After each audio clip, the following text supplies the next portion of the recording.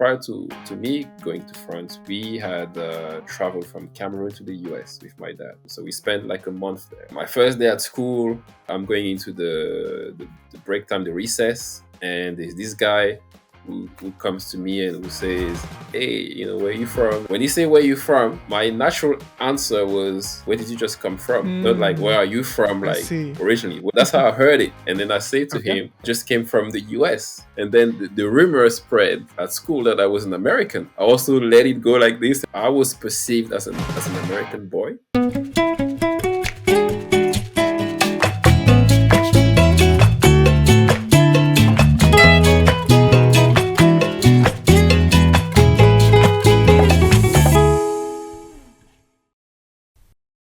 So, what does it mean to be more than an immigrant?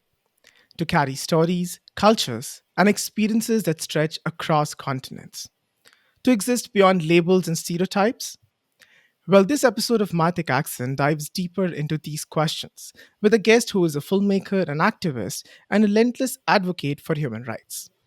From Cameroon to France, then to the US, then to UK, and now Canada, his journey has been shaped by movement, adaptation, and the pursuit of a world that embraces diversity.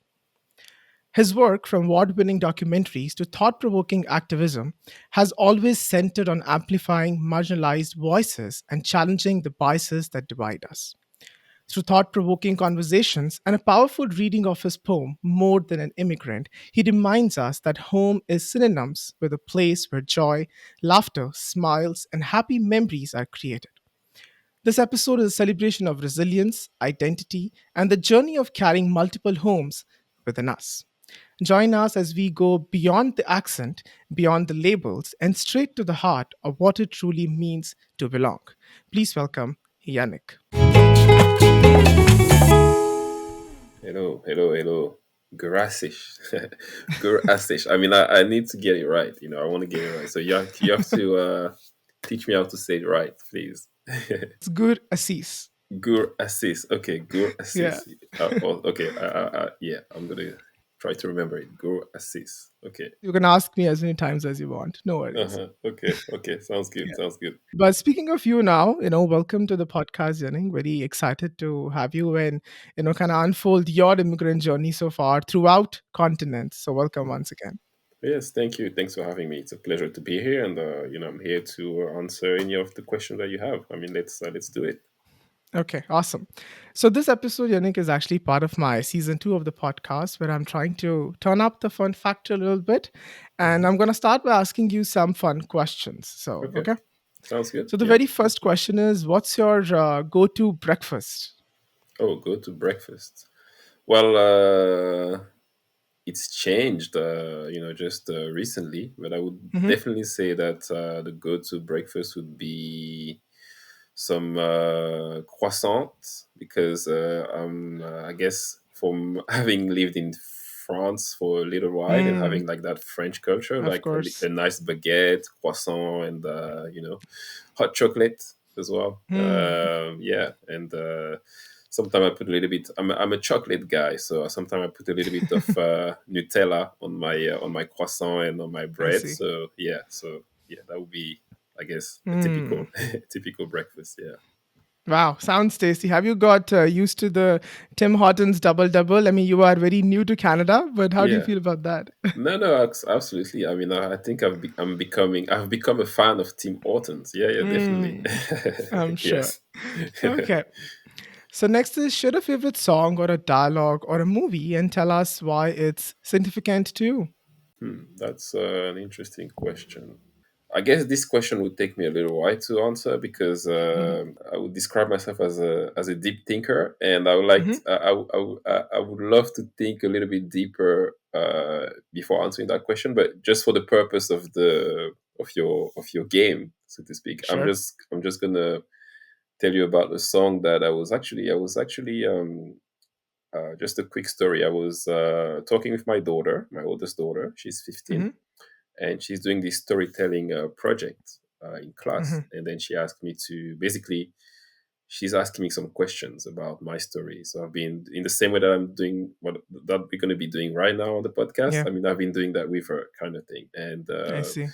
And as I was telling her about my journey, I was telling her about the influence of America and the Mm-hmm. US in my journey, and how at some point America had become, or the US when I was 14, 15, it had become so influential through the American, the US, the African American culture, Mm. the basketball, the hip hop, and basically the way they were dressing. I mean, we found them so cool that at some point I got nicknamed the American guy, the American boy, in Cameroon, because we were so into that culture, right? And so as we were discussing that, that's the song came to mind as I was just to illustrate that Mm-hmm.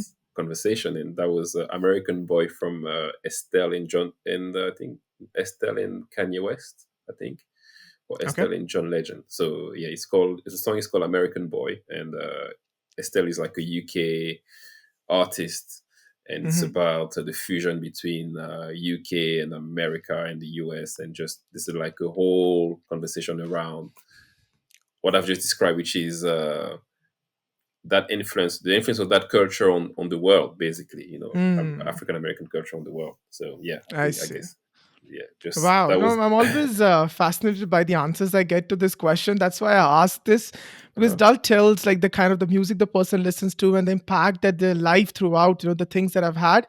So Hmm. yeah, thank you for sharing that. No, Um, absolutely. I also wanted to tell us like or teach us one phrase in your mother tongue and what does it mean?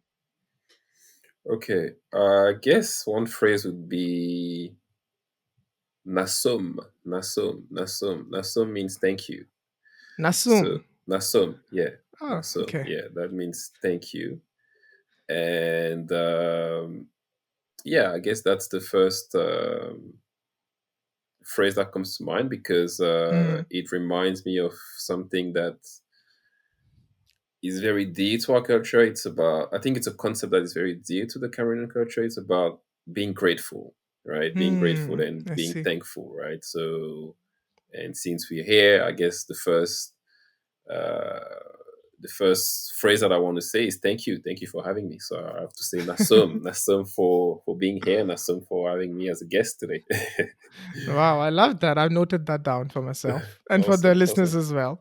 awesome. Um, so, and the next is, and the last one is, if you could teleport back to a particular place from your home country for a Mhm. day, where would it be and what would you do?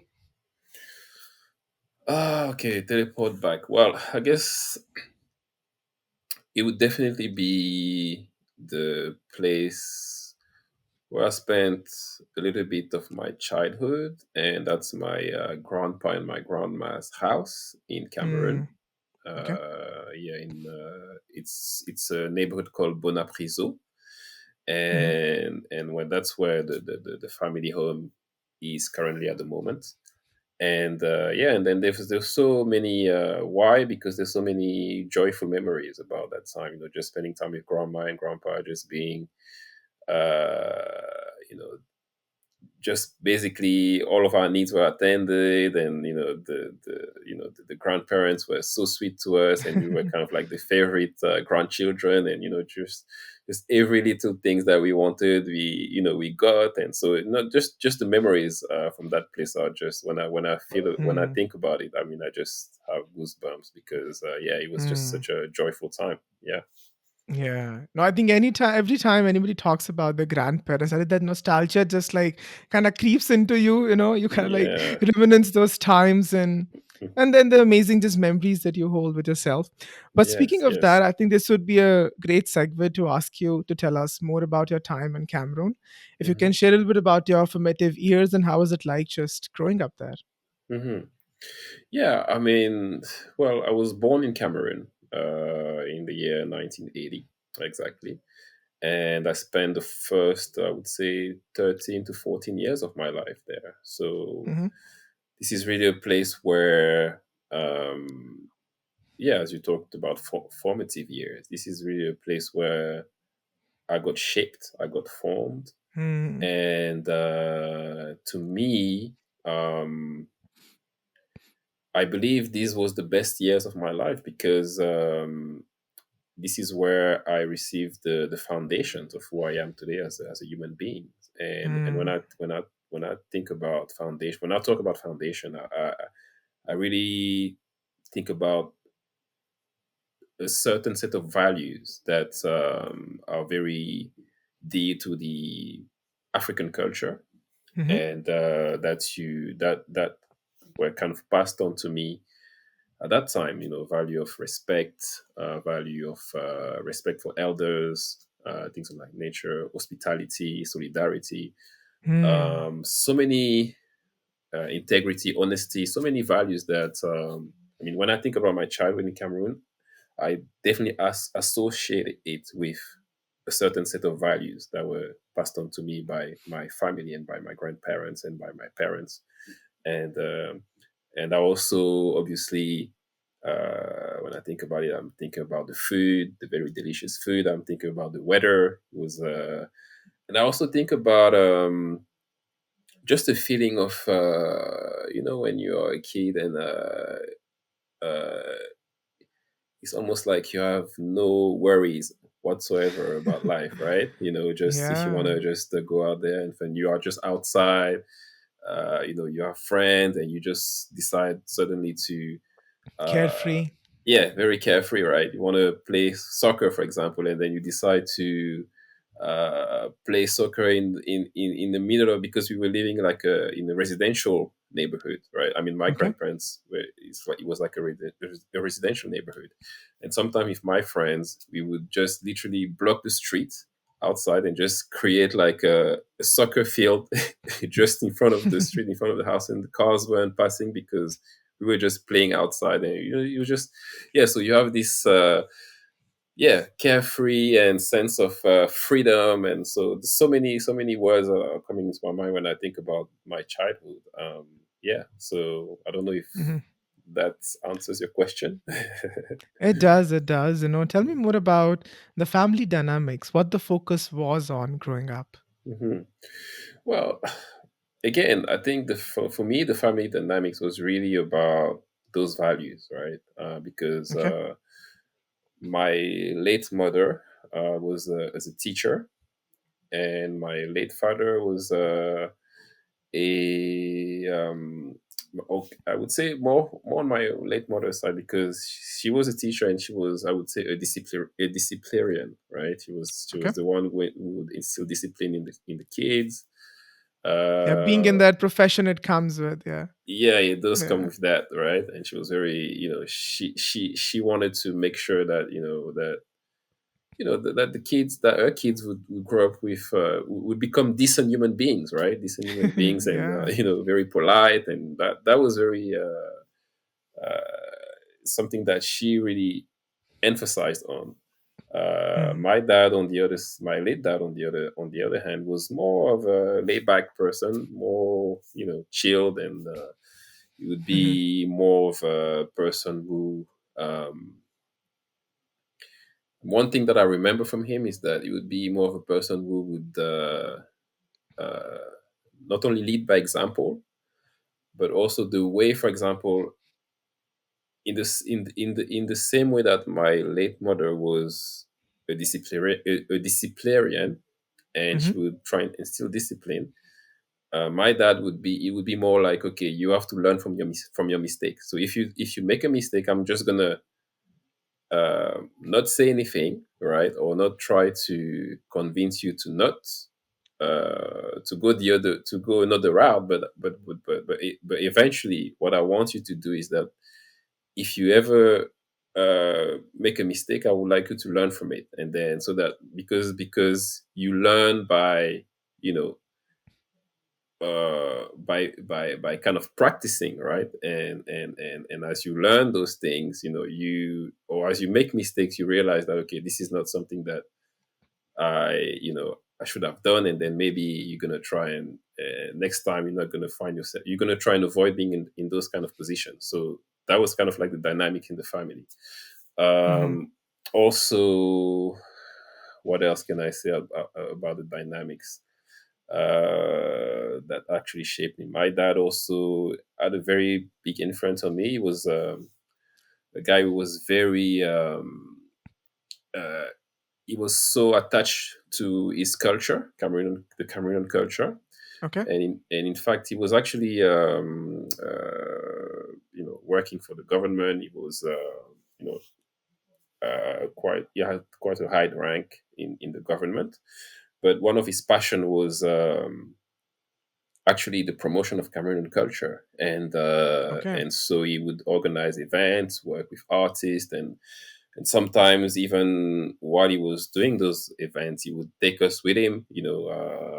Eventually, for example, sometimes, I mean, he would let's say he would try to target like big events, for example, the soccer World Cups, and let's see if the Cameroonian team were qualified for those events. For example, we had an opportunity to go to the World Cup in the US with him and with the Cameroonian team, and also in the World Cup in France, right? And so what we would do is that we would go with the team, and then we would organize some kind of cultural activities around the stadium, aiming at promoting the Cameroon culture. So all that to say that he was someone who was very attached to the culture, and also a promoter of that culture, and that Mm. kind of love for culture has been instilled to me in a way. I mean, looking back, when I think Mm. about my work even today, Yeah. which is being a sort of like bridge between cultures, right? I think that the premises of that work, definitely were seen at that time in Cameroon, just Hmm. hanging out with my dad on these Yeah. events. So Yeah. So you're very, very rooted in the culture and sort of like took pride in this culture as well. And I think it sort of like yes, passed on you the same thing. yes, Tell me, yes. Yannick, what was your dream career growing up? Well, dream career. I mean, that's an interesting question because to me, you would be surprised, but I did not necessarily have a dream career. Okay. Um, Maybe somebody who influenced you the most? Maybe a character in the films or could it be around you? I mean, my biggest influence was my dad, right? That Okay. was like my I hero. He was see. my hero. So, and to me, I was just kind of like going through the motions. I mean, I think um, it's very difficult to picture, but I would definitely say that my parents made sure that we had no worries about anything in life, Hmm. that it was almost, and that's that sense of being carefree, and that Hmm. freedom, it was almost like there was no pressure. Let's say let's take a scenario where you have a family, and then the family of doctors, for example, and Yeah. because there's a family of doctors, the parents are putting pressure on their kids to be also doctors, and then the kids feel that pressure, and then so, but for us it was like, okay, it was almost like, okay, you're free to choose any path that you like to choose, but all we want is that you take time. You don't rush into doing anything that you don't want to do, but just take the time, and at the appropriate time choose your path, right? So Hmm. it was in that spirit that I kind of like grew up. And for me, that's when I said I was just going through the motion. I did not really have any pressure whatsoever to choose a certain path. But I could, in contrast, I could also tell you that because I have two other siblings, right?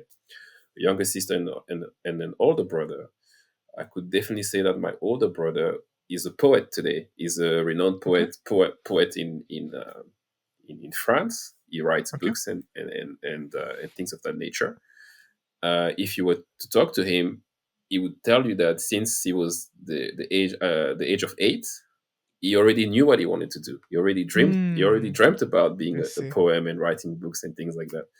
But for me, it was not like that. It was just, okay, just enjoy your every single period of time. Enjoy your teenage years, and just enjoy your childhood, enjoy your teenage years, enjoy Hmm. every season of your life. Just take them as they come, and yeah, and yeah. So That's a surprising answer, I'm pretty sure, but yeah, I didn't Well, your understand it. motto was carpe diem, just live in the moment, Absolutely, enjoy. absolutely, live in the moment. Absolutely. Okay. Um, so last question about one more thing about Cameron. Tell us Mhm. something that people might not know about Cameron that you would like to educate us about. I'm thinking about asking you the question. What do you know about Cameroon first? Me, so I know that it's bilingual. Okay, English okay, and French is kind of spoken widely. That's what I uh-huh. know.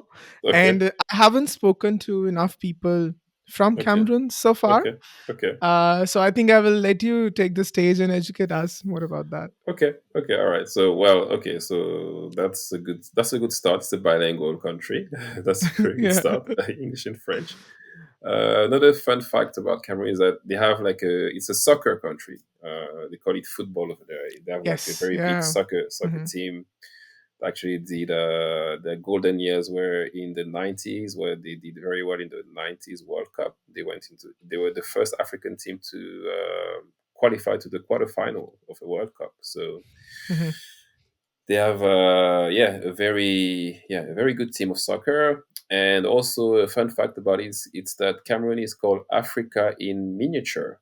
Africa in miniature because Mm. from east to west, from north to south, you have different landscapes, different people, kind of like tribes and cultures. So really, when you travel around Cameroon, you could be traveling from one area of Cameroon to another and feel Hmm. like you were traveling from one country to another country, right? Hmm. Because it's so Fascinating. diverse, right? It's diverse as far as culture, it's diverse even as far as religion. You have Christians, Muslims, you have all types of. So it's a very very diverse country, Hmm. and I would also definitely say that my passion for diversity also has to come from the diversity of Yeah. Cameroon that I've witnessed as I was growing up. Because Yeah. like I said, there's a country that has like over 320 or 300 different ethnic groups. Oh wow. So Hmm. yeah, obviously the main languages are English and French, but within those communities, I mean, people are still speaking their own language. So you can be going Hmm. from one area of Cameroon to another, and then have two different languages that are spoken. Hmm. So how do you navigate those differences? You have to find a way of navigating the differences and accepting the other. And so I think also my love for diversity came from uh, my Cameroon heritage. Absolutely. So that's where the seed for it was planted. I would love to explore more where Hmm. that plant has grown to. Hmm. But now I want to pivot towards, your move to France. I think you were Hmm. telling me at the age of 14, you Yeah. decided to Yeah. move there. Tell me what influenced the decision to do that. Oh, to do that. Oh, yeah. I mean, I did not decide. I was too young. I was 14, so I did not Yeah. decide to move. But well, unfortunately, it was an unfortunate event that actually happened. I lost my mom at that age, at the Okay. age of 14, and so that's when basically my dad took the decision to send me and my siblings to France to live with my aunt, Okay. my mom's sister, because obviously he found himself on his own in Cameroon. So the question was, okay, he asked my aunt to kind of like help him raise us, right? So Okay. that's why we had to kind of like move, and so we moved to Cameroon following that event. Yeah. Hmm. Okay. Do you remember your first day when you moved there? Any initial thoughts or emotions? Um, Not really. I mean, Hmm. yes and no. I would say yes and no. But as I was sharing with my daughter, because we had that conversation a couple of days ago, and Okay. Were you preparing for this podcast while talking to her or what? I guess, I guess, so. I guess it looks like it. Yeah. It looks like it. No, I mean, I think things happened so fast Okay. that I did not have. I don't think I had time to process what was Okay. happening. It was just Of okay. course. this is an event that just happened. Okay, you guys have to go, and then the next thing that we know, we have already moved from Cameroon, so now we're in France, and then so just have to adjust quickly to the changes that are going on. But you don't really, because it happens so fast. You don't really take the time to process, right? Hmm. So at the time, I did not have. I wouldn't say that I did not have any emotion, but I would just say that I did not have enough time to process it. Now, if you tell me looking back, uh, maybe looking back, I can give you some pointers and some answers on how the emotions and the thing that I've been able to process now, looking back at that to that time. But at that time in particular, to answer your question, it was like I said, too fast, too quick, and so no time to process. Just um, move on and keep it moving, and just do what you have to do, basically. Yeah. Until what age did you stay in France then before moving to US? Until about the age of 18. So until after Oh, my okay. yeah, I basically finished completing my high school in France, and then I moved Hmm. after my I mean, it's called the baccalaureate there, the French baccalaureate. So Hmm. yeah, it was at 18. Hmm. You talked about solidarity, integrity, and the values sort of like instilled in you growing up. Hmm. Hmm. During the time in France, at any point were they like shaken here and there, or sort of like the whole culture or having that experience of being an immigrant sort of like shook you in any way in that country? It's funny that you ask me the question because again, my daughter asked me the same questions, and I told her a funny story that I still think about today. So prior to moving to France, so I told you earlier about my dad and his Hmm. cultural events with Cameroon. So it was 1994. 1994 was the World Cup, the soccer World Cup in the US. So we Hmm. had, so prior to me going to France, we had traveled from Cameroon to the US with my dad Okay. to support the Cameroonian team. So we spent like a month there in the US, right? Doing all those cultural activities, and so it was on the way back from the US Mm. that instead of going all the way to Cameroon, so my dad said, okay, you guys are going to stay with your aunt, and then I'm just going to go all the way to Cameroon, and then so that's how it happened. So the funny story is that my first day at school, I'm going into the break time, the recess, and there's this guy who comes to me and who says, "Hey, where you from?" and all of Mm. that. And when you say where you from, where do you come from? I mean, to me, I mean, my natural answer was, where are you from? Where did you just come from? Right? Where did you just come from? Not like, where Mm. are you from? I Like, see. originally, so that's how I heard it. And then I say to Okay. him, I just came from the US, right? And San Francisco and all that. And then that turned out to be, oh, this guy is from the US. Hmm. And Okay. so, and then the rumor spread at school that I was an American, right? That I came from the US. And since I was like very, Okay. very good in English. And so that's basically how, before, before people even had the time to, to kind of have a conversation with me and to find out exactly where I was from, it seems like it was convenient for them to look at me as this American boy who was just coming into the school and who was enticing their curiosity, and I guess I also let it go like this, and then so it turned out that um, you know I was perceived as an American boy, Hmm. and so to answer your question, so I'm gonna answer your question, right?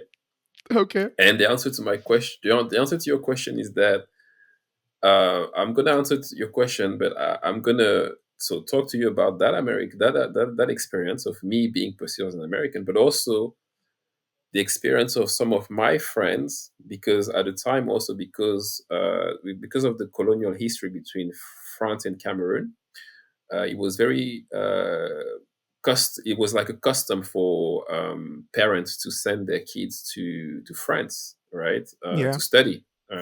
So some of my friends that I left behind in Cameroon ended up coming also for their studies in France at some point. Okay. And so when they were sharing their stories of their first encounter and their immigration journey, it wasn't as fun as mine because they were saying that they had encountered a lot of racism. People asking them questions like, do you guys live Hmm. in trees in Cameroon? Do you guys live in the jungle? Do you live with animals? So things like that. So just goes to show you that in one instance, or I guess the lack of conversations can actually lead to either a positive perception or a negative perception, depending on your positionality, right? How you position Yeah. yourself. So for me, because I said, okay, yeah, I, or they perceive me to be an American because of that short conversation that we had, Hmm. and that was, so that kind of like led to a whole different experience than my friends who, because they were coming from Africa. So it goes to show that, Hmm. depending on where you're from, you can have a certain color, but from one uh, area of the world, you can be perceived negatively, and the other area of the world you can be perceived positively, right? So Hmm. yeah, Yeah. It's, I mean, it proves to show the preconceived notions that people have associated to certain names of the countries. It's insane, absolutely, this example absolutely, is the testimony of to that, how absolutely. quickly we are to judge somebody based on where is actually the person from. Wow, Hmm. I love that. Absolutely, absolutely. Talk to me about your transition to US then. Why Yeah. US and what influenced that decision? Yeah, I mean, US, as I already kind of like alluded to in my introduction, Hmm. when I was 14, that influence with the American culture, it was like almost like it had always been a dream for me to have an experience in the US, right? And Okay. so in fact, when I went first in 1994 with my dad, I actually tried to convince him to leave me behind in the US, right? But he said to me, "No, I mean Hmm. you're just too young to stay here and on your own." And we didn't have anybody in the US at the time.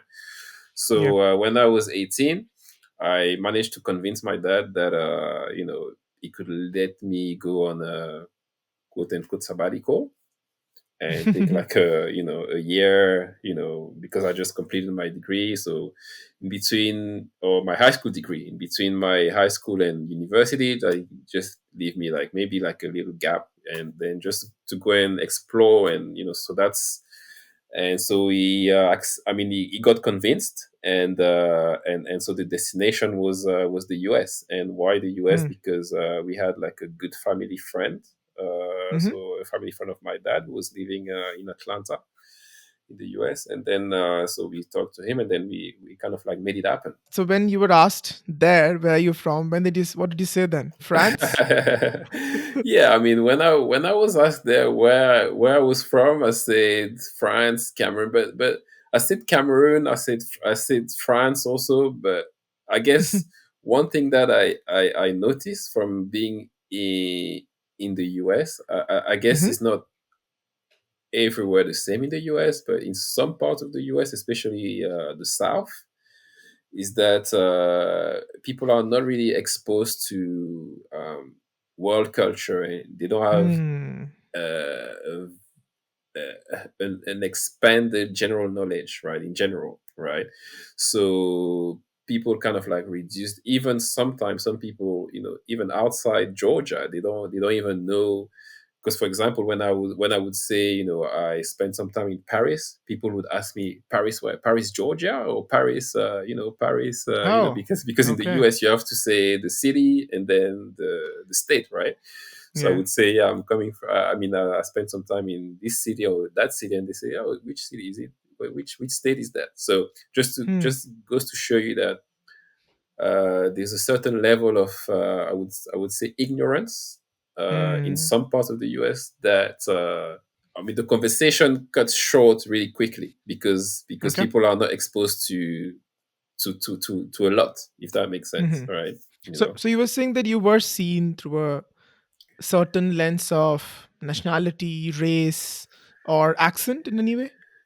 I would definitely say that I would not even go as far as saying race accent. I would definitely say that there is still in Georgia a lot of segregation. I mean, the legacy of Hmm. segregation is still there, and it's like almost like a black and white thing, you know. So it's Okay. like, you know, white people are with, so it's like a community are divided as far as race is concerned. It's very difficult to explain, you know, the dynamics there, because even within the, so you have the first division, which is like the race division, right? So black and Hmm. white.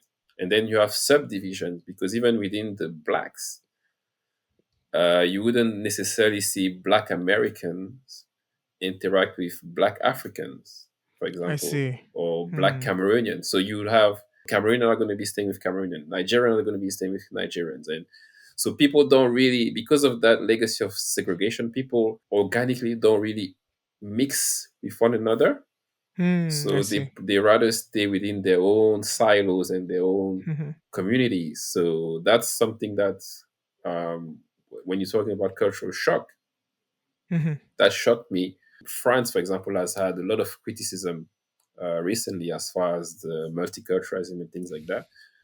But to me, when I look at France, I think there are different levels to integration and to making people who are not seen as part of the normal feel integrated. At the societal level, I think there's like a mix, a very good mix. People are very good at mixing with one another in France. But the Hmm. problem becomes when you start working, and that's when you find ceilings. You know, you cannot go, and you have to, you stop and see, you stop at a certain level if you are of a certain color, or if you are or if you have a certain accent.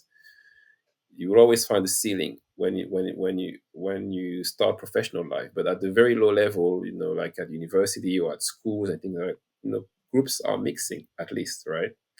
Hmm. But in America, or what I found, at least in Atlanta, I'm not going to generalize and say America in general, but I would say Atlanta in particular, it wasn't there. People were not just different communities were not just mixing with one another, and this was something Hmm. that really shocked me. And later on, that was one of the reasons why I actually at some point decided to move out of there, because Hmm. of that cultural shock, you know. So, you touched on a couple of points here, but tell me for you, Yannick, your transition from Cameroon to France and studying Mhm. there and coming to US as well, how the all transition and having this experiencing firsthand the segregation within the community and living in that ecosystem, how does it shape your identity and Mhm. understanding of belonging? Mhm.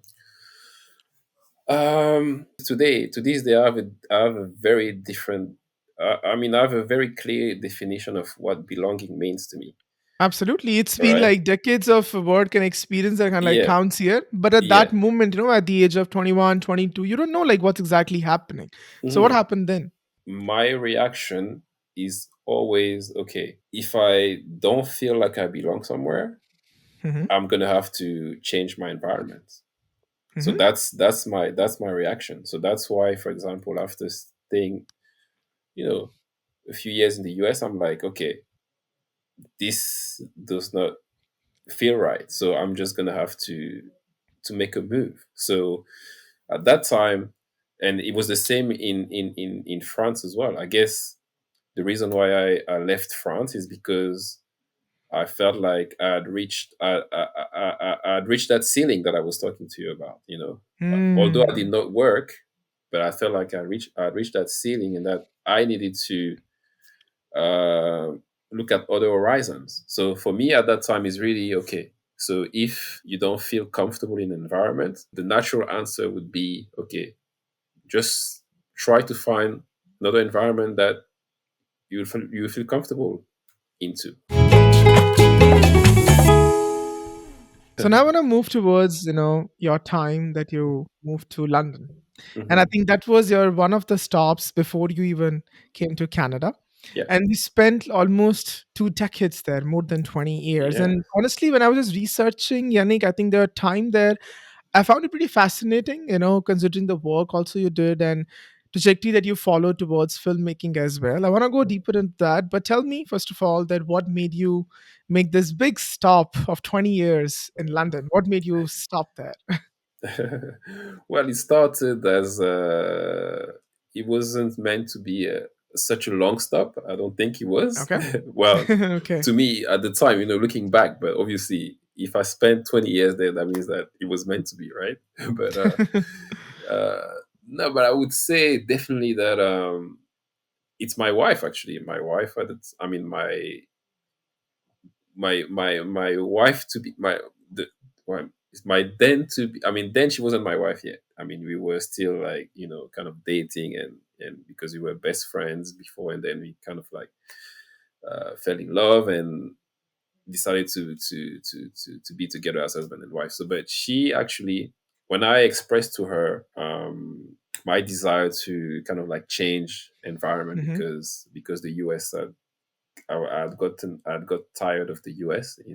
Just in short, she suggested that I came to visit, that I come to visit the UK, because older brothers were living in the UK. So she said, Hmm. just Okay. come and just come for a visit, and then you see how it goes.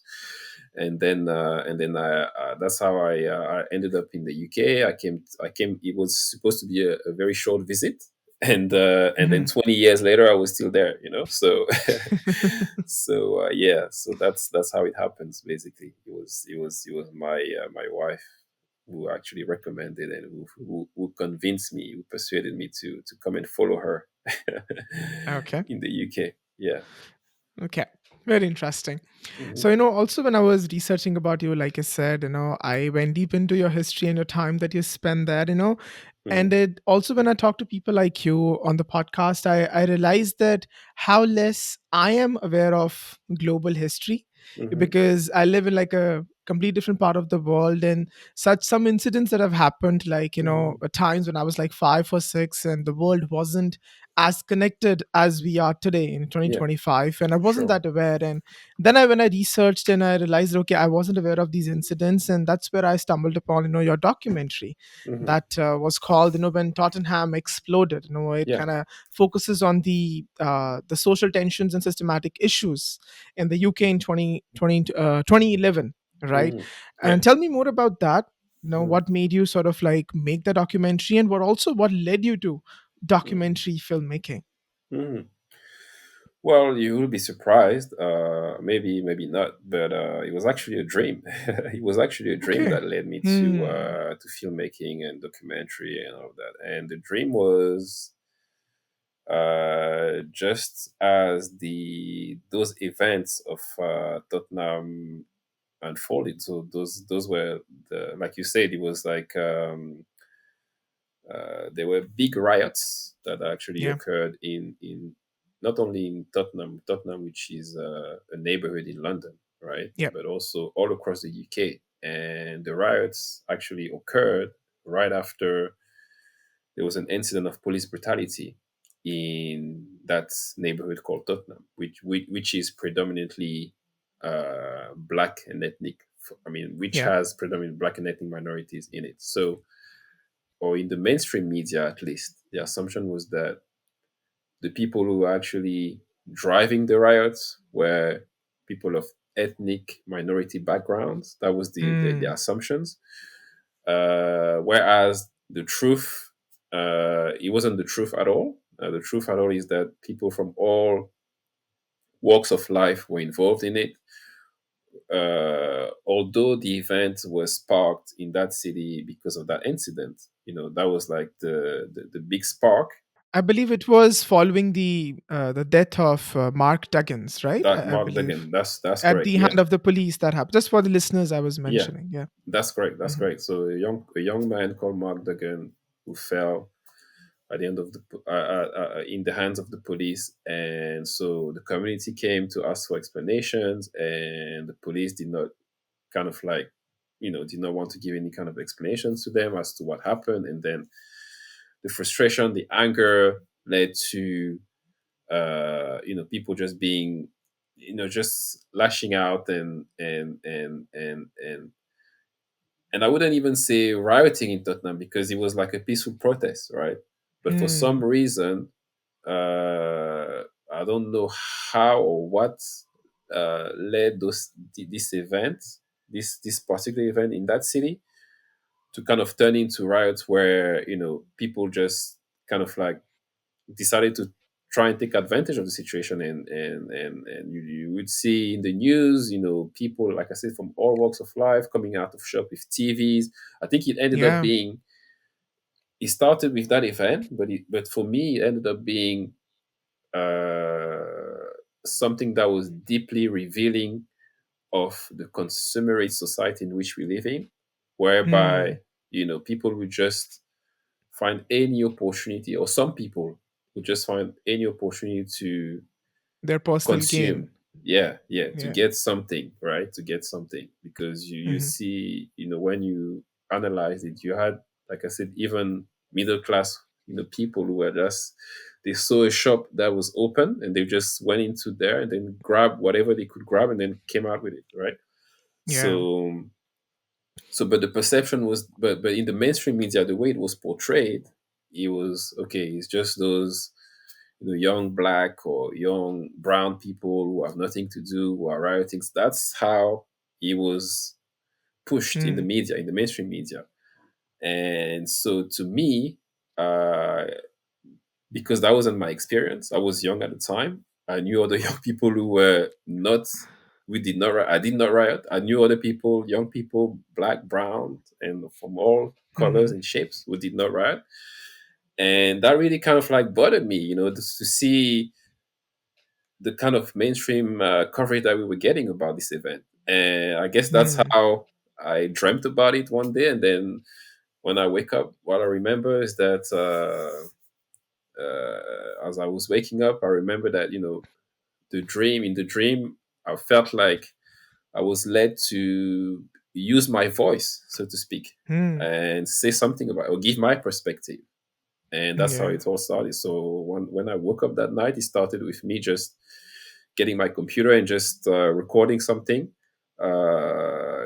which was like a message, and I was just trying to give my perspective, and that's how Hmm. that desire to want to give my perspective about this situation led to eventually making a short film about it, and yeah, and then that's how it happened. Yeah. Wow, hats off to you for doing that. And I think we need more such people to kind of bring out the truth, because it's the truth that mainstream media does not cover the actual truth. And the people Yes. who are literally the real culprits are completely not even shown.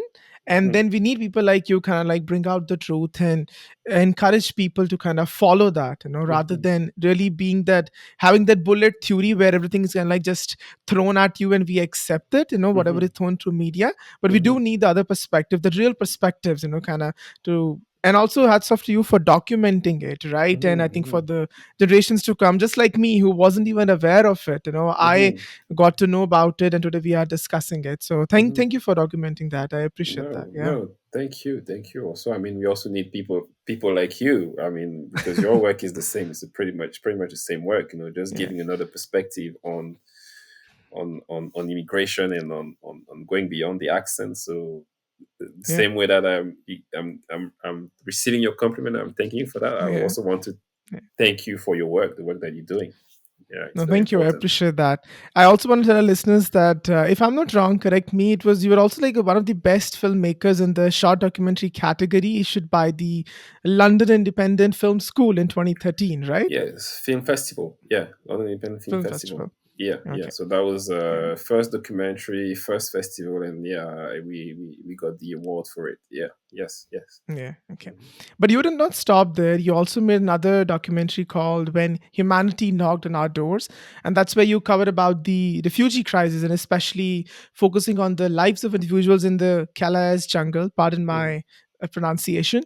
A Mhm. refugee camp in the France. Right. Tell us a little bit about that as well. And any of these documentaries are available for listeners to kind of like watch.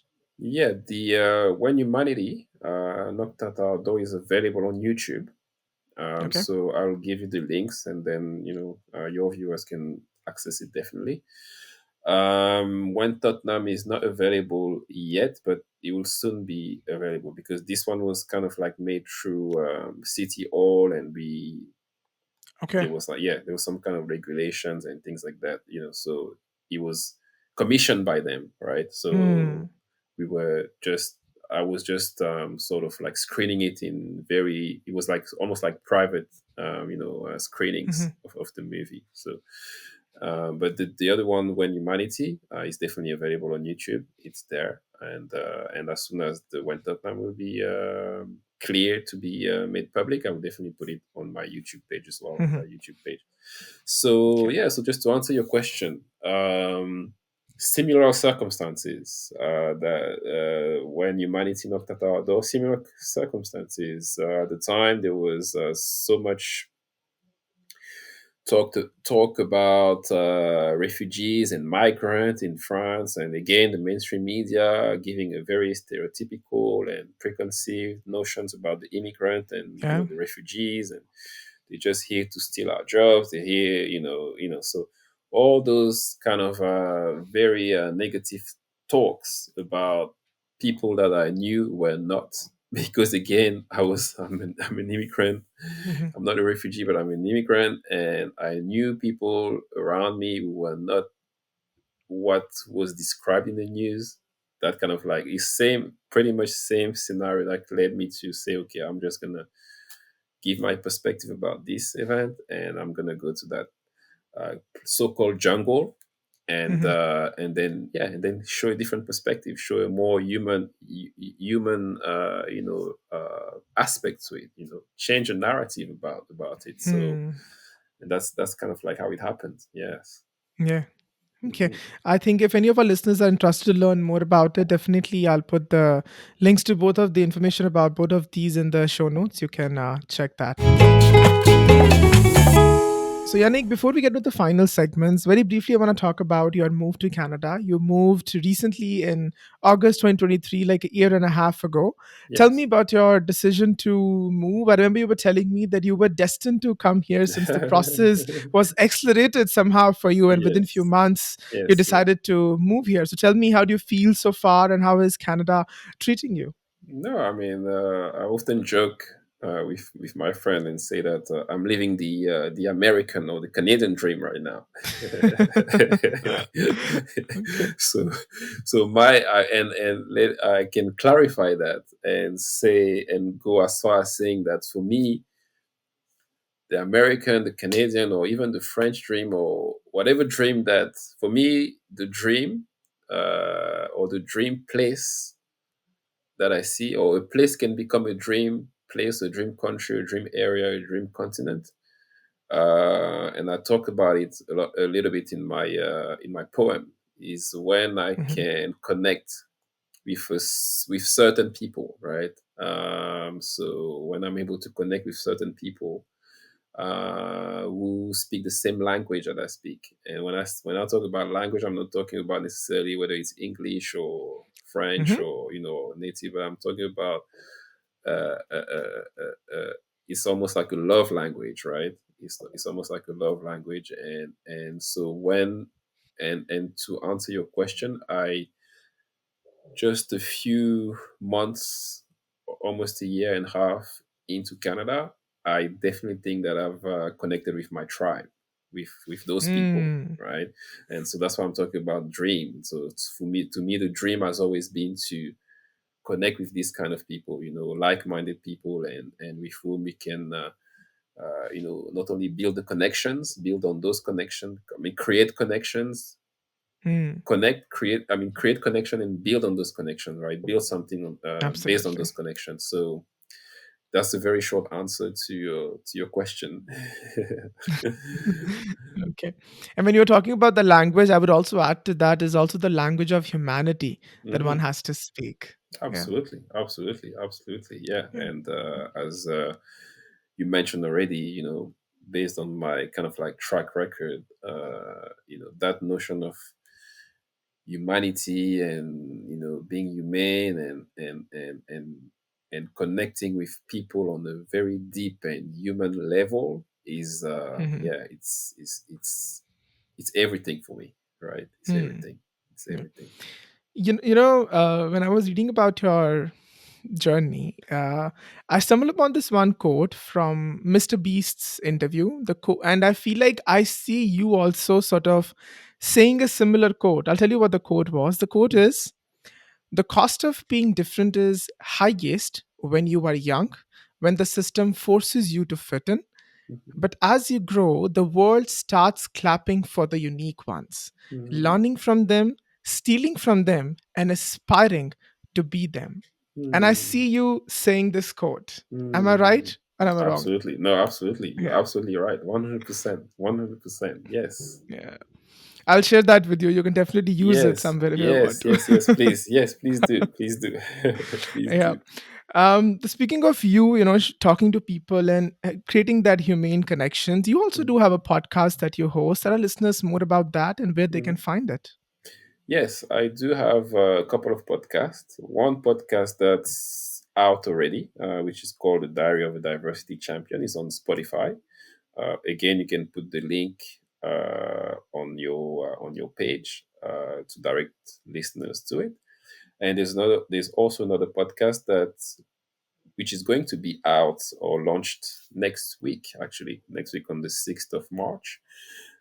This one has been in collaboration with the Intercultural Association of Greater Victoria. And Mm, this one is called I Am More Than the Immigrant You Had in Mind.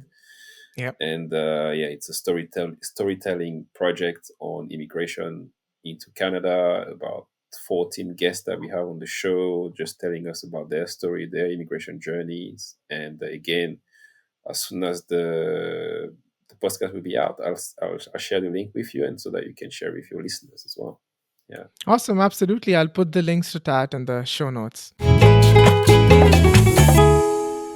So before Yanni, we get into the final segment, I have added this new segment in this season of the podcast. I call it Know Your Host, where I Hmm. give my guests an opportunity to ask me any question they might have. Okay, so No tough questions, please. how was your immigration journey from India? Is that right, to Yep. Canada?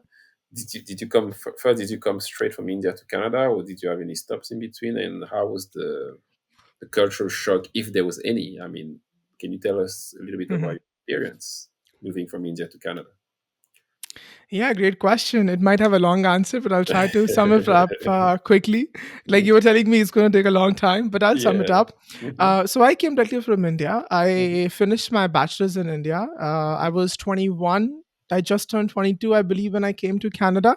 Hmm. Very pampered, very naive initially, and hadn't lived anywhere around the world apart Hmm. from my own city. In fact, I haven't even moved to another city altogether. Never Oh did wow. that. Okay. Okay. So moved directly here, and initial days obviously took a little bit of time to get accustomed to each other's accents, because that was my very first culture shock, because all my life I thought I had a very good command over the English language Hmm. until I came to Canada and I'm talking and people are not even understanding me. I'm not Hmm. even Hmm. heard in the classroom, not with the intent Hmm. of people ignoring me, but they were just not able to understand my Hmm. accent somehow or the other. Hmm. Hmm. So I think that took a little bit of time. That kind of definitely it hit my confidence. I got very quiet and shy, even though I'm not. Hmm. I refused to kind of put my thoughts out or kind of participate in certain activities in the class, because I had this again I had this notion that okay, they're not even understanding me. What's the fun of even saying anything? So that's Hmm. where it got hit. But I think eventually, then we got a bit accustomed to each other's accents and we understood each other's sort of like personalities also, right? Hmm. Because a lot of people hadn't ever seen a turban wearing person in their life. They didn't even know Hmm. about my religion. I wouldn't be shocked if you might also not know, like at the age Hmm. of 19 or 20, right? So Hmm. most of my classmates were around the same age of mine, and they weren't Hmm. even aware of my religion, and Hmm. they were always sort of questioning, not directly, but I could see in their eyes or in their sort of non-verbal, a little bit of reluctance to kind of integrate and know more about me. But I think eventually I realized that I think I had to build that comfort level with the people. So I did that. And by asking them the questions about their culture, about themselves, about their Mhm, immigration, if somebody has moved as an immigrant, or even their mhm, upbringing if they are natives, right? mhm, So mhm, that allowed me to have that dialogue with them and tell them more about me and the colors of my turban. And then eventually, I think things went pretty good. It took me a little bit of time, like I mhm, said, to get assimilate within the culture and understand that how the kind of things I need to unlearn, which are not serving me anymore in this part of the world, and what all mhm, new things I have to learn to survive in this new world.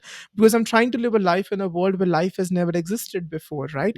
mhm, So long story short, I think I graduated, and that's where the actual life started. And got exposed to people outside of the classroom, because the challenges within classrooms are very linear, so to mhm, say. But then mhm, when you're outside, things kind of go haywire, and then the whole pressure of immigration, collecting the right points, collecting the mhm, points for PR, finding the right mhm, job, and etc mhm, etc kind of kicks in.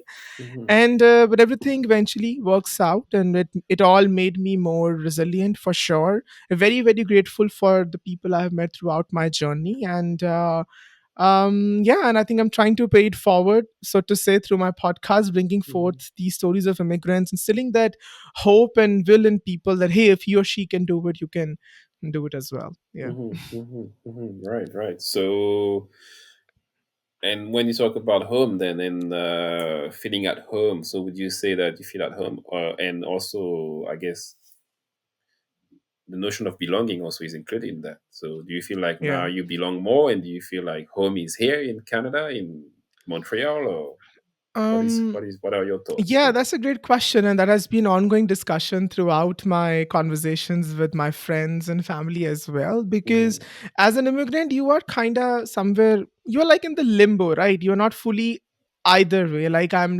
I've said this like multiple times on the podcast that I'm like too Canadian for Indians, and I'm like too Indian for Canadians. I'm kind of Mm-hmm. like in the middle somewhere. Mm-hmm. Mm-hmm. But deep inside, I have actually understood this, Yannick, that home is where the people are actually. That's how Mm-hmm. I would define it. Mm-hmm. Doesn't matter where you are, as long as Mm-hmm. you have the people with you who are loving you, who genuinely Mm-hmm. care for you, Mm-hmm. and who are there in your ups and downs. And I think Mm-hmm. that's where the home is. I would say the home is through the people you live with. Although I still feel like I'm yet to find my true family here, but I still am extremely grateful for the people like you also, so to say, right? Because you're also Mm-hmm. sharing your story and kind of bringing me into the understanding of that we all are here for each other, right? So this is also Absolutely. the family I have built. So Yes. yeah, I Yes. think Absolutely. my short answer is, home is where the people you love are. Yeah. Mm-hmm. Mm-hmm. No, Yeah. absolutely. Yeah, I Yeah. love it. I love it. I love it. Yeah. Yes. No, thank you for the questions. Always fascinated how my brain works, and people kind of shoot these questions at me, so thank you for that. Well, thank you for answering. Yannick, now in the final segment of the podcast, I call it Beneath the Accent. I'm going Mm-hmm. to ask a couple of questions. You can answer them in one word or a Mm-hmm. sentence or howsoever you feel like. The Mm-hmm. idea is just to know a little bit more about you. So, Okay. ready? Sure. Sure. Yes. Let's go. So, the first is, what advice would you give to your younger self and at what age? Advice I would give to my younger self, I would say stay the same. Don't change anything. Okay. What would you like to say to your 60-year-old self? I would say I hope you're happy with the choice that your younger self has made. Okay. Describe a moment when you experienced a significant cultural difference that surprised you. Definitely, I would say in Atlanta, Georgia, Mhm. I had a white girlfriend at the time, and she came to Mhm. visit me in my where I was living because it was a predominantly black neighborhood. It made me uncomfortable, the way they just looked at her and really, despised her. I mean, it's like they've never seen, I guess, an interracial couple before in their I lives. see. It was almost like surreal to them, right? And that kind of reflected in their looks. Coming from France again, which was, like I said, much more multicultural than that. Okay. What's the one dish from your home country that always brings you comfort and nostalgia? plantains. Yeah, I mean, it doesn't bring you nostalgia because I can access them here. So, so Okay. yeah. But it kind of reminds you of your heritage, right? Oh, Like you're definitely, bringing, yeah, definitely. That yeah, is definitely that. Yeah, the yeah. plantains. Yes. I was also reading that it's like a side dish for anything, Yes, right? yes, yes. You can literally, Yeah. it's like fries here. You can eat them with Hmm. everything that you like. Fish, chicken, anything. Yeah. So, since Yannick, you've lived like all around continents, what's your favorite cultural festival or celebration that you have come across? And do you actually celebrate it then? One festival, a Cameroonian festival, actually. Never experienced it physically, but my dad was kind of like one of the organizers of it at some point, and I've Hmm. always heard about it. It's called it happens every year in December in Cameroon. The tribe from which my parents are like the water tribe, right? They close to the water, so there's all those celebration around the water, and then so it's called like it's almost like a water festival. Okay. And so there are a lot of activities around that, like races, fighting, a lot of, and food degustation, a lot of good things that are happening in that time of the year. And What's it called? it's called the Ngondo, Ngondo, the, Okay. the the Ngondo Festival. And so this is one of the festival that like I said, I've been exposed to, Hmm. not physically, but I've always wanted to, be part of it. And also, that's another fun fact also about Cameroon. There's plenty of festival like this, depending on Hmm. the tribe and the different cultures, and I mean, around all year round, there are different activities like that that are actually celebrating the culture. And Okay. so that's one. But you asked me for one, right? So Yeah, yeah. one. Okay. Mhm. Share a quick tip for fellow immigrants who are trying to adjust in a new country. Remember that you have something to bring to the country. Hmm. I'm asked this question, I always try to get people to remember the so-called soft skills, Okay. right? That we those soft skills, and that I believe as immigrant and people from the global south, Hmm. we almost inherit them in our culture, because I've been around a lot of people from different Hmm. culture in the south, and you see a lot of commonalities as far as some of those values that I was talking to you about, hospitality Absolutely. and solidarity, and just respect for the elders, and just behaving in a certain way when you're in public and treating the other. So because those societies are collectivist societies, as opposed to here in Canada or in the West, that are individualistic societies. Absolutely. Yeah. Those skills that you have to bring, treat them as gifts that you are going to share with your host communities, Yeah. and use every opportunity to share those gifts with them. If you have that mindset of always trying to create this sort of like cultural exchange, then I think you'll be good. The journey will become easier and easier. Yeah. I love Yeah. that. Thanks for that. Mhm. And Yes. since you spend most of your time in London, tell me about a friend that you made there, and are you still in connect? I guess it's much more than a friend. I mean, I Hmm. think it's actually a lady who was uh, one of the leaders at the church that we attended. My family and I, my wife Okay. and my sister and I, and over the years, she became also she almost became like a mother to me, like a second mother, right? I love that. And we're still in touch today. She's a senior citizen, obviously, but yeah, but there is like this very deep affection and love for her, So yeah, when you talk to me, when you ask me about a friend, immediately my mind went to her. I mean, I don't know how To her. that's the first picture that I saw, Hmm. and because yeah, she's more, but she's much more than a friend. She's almost like a mother to me. Okay. What's something you ate for the first time in Canada? And did you like it? Again, when I mean we talked about Tim Beats, Tim Hortons earlier. Yeah. I would definitely say that it's. I mean that's where my mind goes to Tim Hortons, Hmm. or Okay. either Tim Hortons or the other restaurant is High Hop. It's they do pancakes and things like that. Yeah. So yeah, yeah. Okay.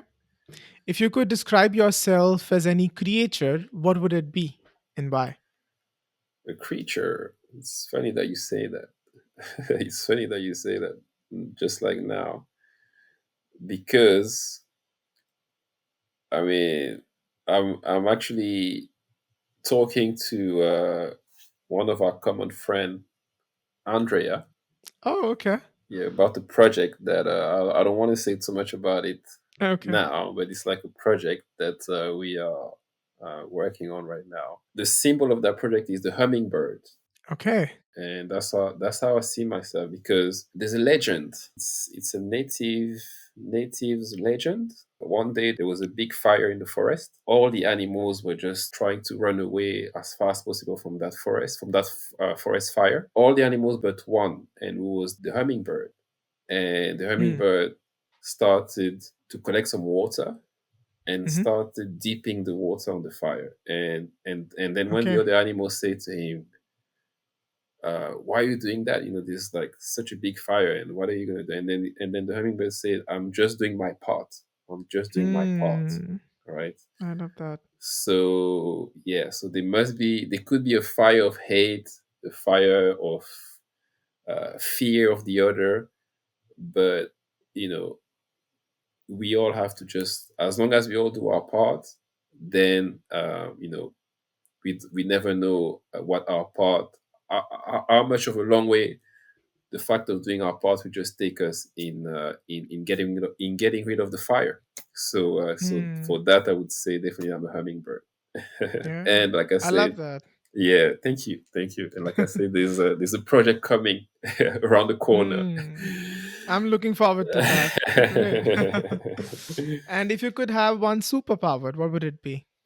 Oh, one superpower. No, I mean, I think I already have my superpower, and my Hmm. superpower is my uniqueness. It's a superpower. My cultural uniqueness is a Absolutely. superpower. Is a superpower. And then, like you told me in your quote that you just shared with me earlier, Yeah. it Yeah. is Absolutely. something to be shared and to be shared with others as a gift. And that, I think that as we go along, I mean, we realize that there's more people who are envying that gift Yeah. than rejecting it. So yeah, so I already have Yeah. it. I already have it, my Yeah. superpower. So, since you do like making documentaries, is there Mhm. any topic at this moment that you would like to make a documentary on?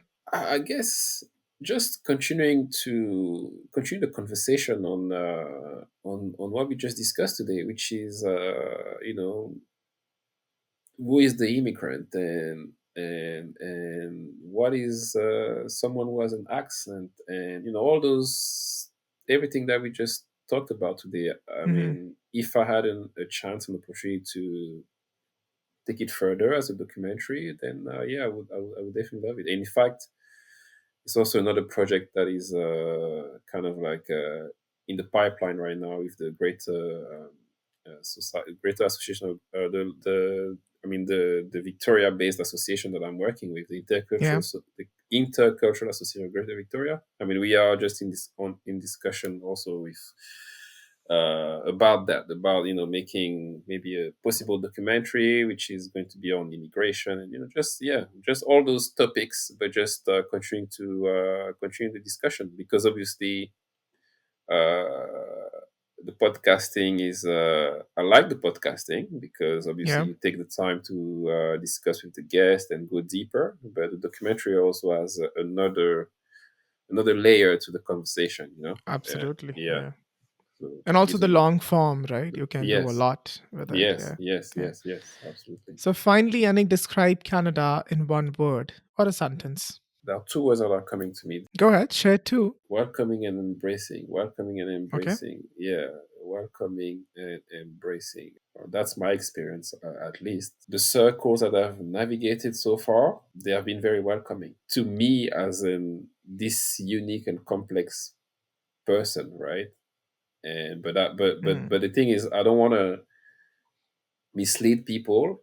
I guess what I want to say is that in order for it to be welcoming, one has to be the most authentic that it can be because people will respond to your authenticity and to your uniqueness. Yeah, I guess that would be the best way to Mm. describe it. You know. How I'm interpreting is like it's welcoming towards all kinds of people and cultures and also allows you to embrace who you Mhm. are. Yes, Mm. yes, but I think I would take it a little bit deeper Mm. because you might have people who would say, okay, that's not my experience, right? Because I'm different, Absolutely. Yeah. right? I of a different culture, but I haven't experienced that. To me, I believe the reason why it's been so welcoming to me is because I've been able to show a version of myself that is the most authentic and unique. Absolutely. But then the problem is what happened to your unique self and your authentic self if the first encounter that you have kind of like make you lose your voice, right? Because of your accent, because of the way you look. So if after your first encounter you're afraid to show your uniqueness and your most authentic Hmm. self, then the welcoming is not going to happen. The gap between the welcoming part, our first arrival or our rejection, to become authentic again and to be unique again and to Yeah. express it again, because people will Absolutely. respond Yeah. to that. People will respond to who you are, the truest version of yourself, right? That's Yeah. what people respond to, and they will welcome that. It's definitely a journey Uh huh. from being misunderstood and not being welcomed, but Mm-hmm, to the point of really understanding that okay, I need to be my true self and mm-hmm, not change myself to try to become somebody else. mm-hmm. Absolutely, That's the absolutely. journey that one has to go through, and always doesn't happen like overnight. Mm-hmm, mm-hmm, It takes time and a lot of mm-hmm, introspection for sure. mm-hmm, But Yannick, if you could leave me with one piece of advice, what mm-hmm. would it be? Oh man, I mean, it's difficult because you're already doing like I mean, I really do admire what you do, your work, and so I don't know if there's much that I can say to you, brother. There's not this much that I can. I think you're doing well. I guess the only thing that I can say to you is just yeah, keep being you, keep doing your thing, and uh,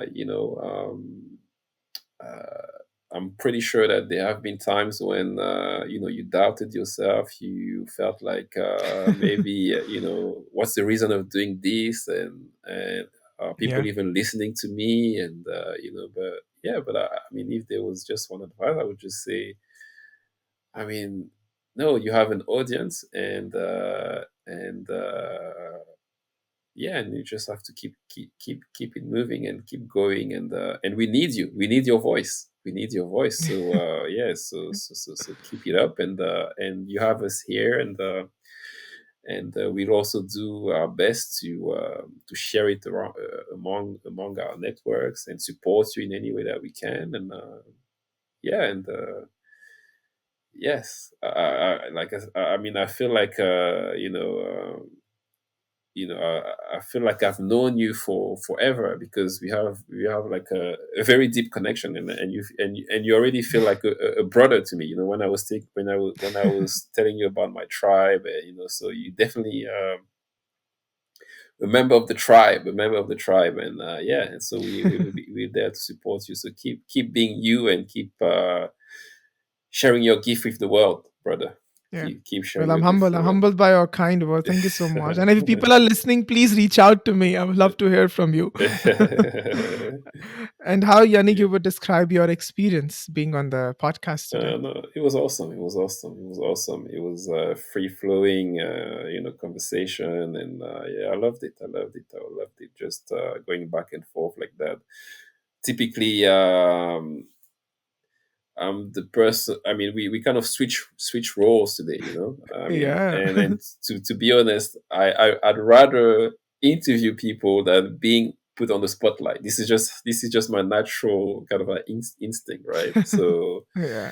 I always find it, or I prefer being the one who interviews, but but it was a joy to just have that conversation with you today, and yeah, thank you again for having me, and it Yeah. was really a pleasure to be here. Oh, thank you. Pleasure is all mine. Thank you for being on the podcast and adding value to me and to my listeners. Thank you so much. Thank you, Guru Asish.